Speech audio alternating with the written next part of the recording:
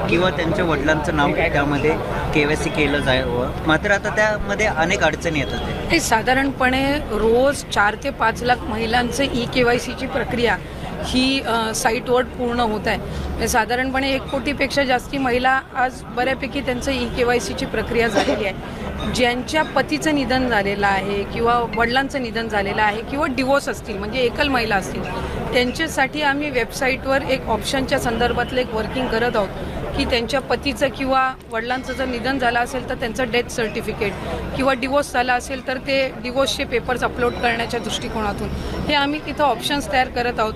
त्यासाठी वेबसाईटमध्ये ज्या काही त्या पेजवर ज्या काही बदल करण्याची गरज आहे त्याची प्रक्रिया ही आम्ही सुरू करत आहोत. त्यामुळे साधारणपणे ज्या सर्व पात्र महिला आहेत त्या लाभापासून वंचित राहता कामा नाही या दृष्टिकोनातून आम्ही काम करत आहोत. नाही, अशा 18 नोव्हेंबरपर्यंत साधारणपणे KYCची प्रक्रिया आहे. त्याच्यामध्ये पण जो मधल्या कालावधीमध्ये पाऊस झाला किंवा मराठवाडा आणि पश्चिम महाराष्ट्र, काही कोकणाच्या परिसरामध्ये, उत्तर महाराष्ट्रामध्ये जी अतिवृष्टी झाली, या संबंध परिस्थितीमध्ये कायकांचे कागदपत्र त्यांना गमवावे लागले म्हणजे त्या पुराच्या परिस्थितीमध्ये.